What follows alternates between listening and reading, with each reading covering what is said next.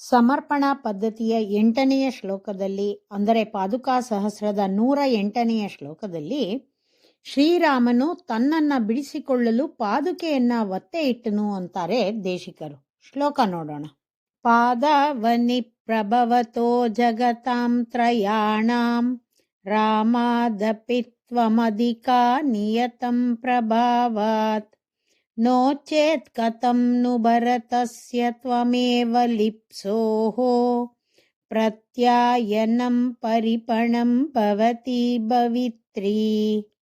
ಪಾದಾವನಿ, ಪಾದವನ್ನ ಕಾಪಾಡುವ ಪಾದುಕೆಯೇ, ತ್ವಂ ನೀನು, ತ್ರಯಾಣಾಂ ಜಗತಾಂ 3 ಲೋಕಗಳಿಗೂ, ಪ್ರಭವತಃ ಯಜಮಾನನಾಗಿರುವ, ರಾಮಾದಪಿ ಶ್ರೀರಾಮನಿಗಿಂತಲೂ, ಪ್ರಭಾವಾತ್ ಹಿರಿಮೆಯಲ್ಲಿ, ಅಧಿಕ ಹೆಚ್ಚಿನವಳು, ನಿಯತಂ ನಿಶ್ಚಯ, ನೋ ಚೇತ್ ಇಲ್ಲದೆ ಹೋದರೆ, ತಮೇವ ಆ ರಾಮನನ್ನೇ, ಲಿಪ್ಸೋಹೋ ಪಡೆಯಬೇಕೆಂಬ ಆಸೆಯಿಂದಿರುವ, ಭರತಸ್ಯ ಭರತನಿಗೆ, ಭವತಿ ನೀನು, ಕಥಂ ನು ಹೇಗೆ ತಾನೇ, ಪ್ರತ್ಯಾಯನಂ ನಂಬಿಕೆಯುಂಟು ಮಾಡುವುದರಲ್ಲಿ, ಪರಿಪಣಂ ಮೂಲಧನವಾಗಿ ಅಂದರೆ ಒತ್ತೆಯಾಗಿ, ಭವಿತ್ರಿ ಆಗುತ್ತೀಯೇ. ಶ್ರೀರಾಮನನ್ನ ಹಿಂತಿರುಗಿ ಬಂದು ಅನುಗ್ರಹಿಸು ಅಂತ ಬೇಡ್ದ ಭರತ. ಭಗವಂತ ಭಕ್ತ ಪರಾಧೀನ.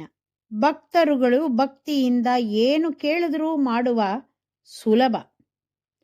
ಈಗ ಅವನಿಗೆ ಭಕ್ತಿ ಹಾಗೂ ಪ್ರೀತಿಯಿಂದ ಭರತ ಮಾಡಿದ ಒತ್ತಾಯಕ್ಕೆ ಇಲ್ಲ ಅನ್ನೋದಕ್ಕಾಗಲಿಲ್ಲ.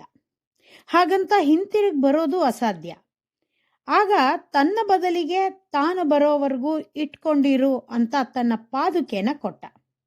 ಭರತ ಕೂಡ ಸಂತೋಷದಿಂದ ಪಾದುಕೆನ ಸ್ವೀಕರಿಸಿ ಹೊರಟೋದ. ಇದನ್ನೇ ಪರಿಹಾಸವಾಗಿ ದೇಶಿಕರು ಶ್ರೀರಾಮನು ತನ್ನನ್ನ ಬಿಡಿಸಿಕೊಳ್ಳೋದಕ್ಕೆ ತನ್ನ ಪಾದುಕೆಯನ್ನ ಒತ್ತೆ ಇಟ್ಟ ಅಂತಾರೆ. ಒತ್ತೆ ಇಡುವುದನ್ನ ಆಡು ಭಾಷೆಯಲ್ಲಿ ಅಡ ಇಡೋದು ಅಂತಾರೆ. ಈ ಅಡಮಾನ ಪದ್ಧತಿಯಲ್ಲಿ ಯಾರಿಗಾದರೂ ಒಂದು 500 ರೂಪಾಯಿ ಸಾಲ ಬೇಕು ಅಂದರೆ 1,500 ರೂಪಾಯಿನ ಮೌಲ್ಯವುಳ್ಳ ವಸ್ತುವನ್ನ ಒತ್ತೆ ಇಡಬೇಕಾಗತ್ತೆ. ಆಗ ಆ ಮೌಲ್ಯ ಹೆಚ್ಚಿರುವ ವಸ್ತುವಿಗಾಗಿ ಯಾರಾದರೂ ಸಾಲದ ಹಣವನ್ನ ಬಡ್ಡಿ ಸಮೇತ ಹಿಂತಿರುಗಿಸ್ತಾರೆ ಅನ್ನೋದು ಇದರ ಹಿಂದಿರುವ ತರ್ಕ. ಒಂದು ಪಕ್ಷ ಹಿಂತಿರುಗಿಸದೇ ಇದ್ರೂ 1,500 ರೂಪಾಯಿಗಳ ವಸ್ತು ಬರೀ 500 ರೂಪಾಯಿಗೆ ಸಿಕ್ಕ ಹಾಗೆ ಆಗಿ ಲಾಭಕರವೇ. ಆದುದರಿಂದಲೇ ಒತ್ತೆ ಇಡುವ ವಸ್ತುವಿನ ಮೌಲ್ಯ ಮೂಲಧನಕ್ಕಿಂತ ಹೆಚ್ಚಾಗಿರ್ಬೇಕಾಗತ್ತೆ. ಇದನ್ನೇ ಪರಿಪಣಂ ಅಂತಾರೆ. ಇಲ್ಲಿ ಶ್ರೀರಾಮನನ್ನ ಬಿಟ್ಕೊಡೋದಕ್ಕೆ ಭರತ ಪಾದುಕೆಯನ್ನ ಪಡೆದುಕೊಂಡ ಅಂದ್ರೆ ಪಾದುಕೆಯ ಮೌಲ್ಯ ಶ್ರೀರಾಮನ ಮೌಲ್ಯಕ್ಕಿಂತ ಅಧಿಕವಾದದ್ದು ಅಂತ ಅರ್ಥ. ಒಬ್ಬನಿಗೆ ದೈವವನ್ನ ಸ್ವಾಧೀನ ಮಾಡಿಕೊಂಡಿರುವ ಆಚಾರ್ಯರು ಸಿಕ್ಕರೆ ಅವರನ್ನೇ ಭಗವಂತನಿಗಿಂತಲೂ ಮಿಗಿಲಾದವರು ಅಂತ ತಿಳಿಬೇಕು.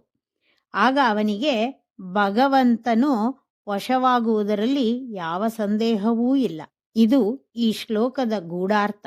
ಶ್ರೀಮತೆ ನಿಗಮಾಂತ ಮಹಾದೇಶಿಕಾಯ ನಮಃ.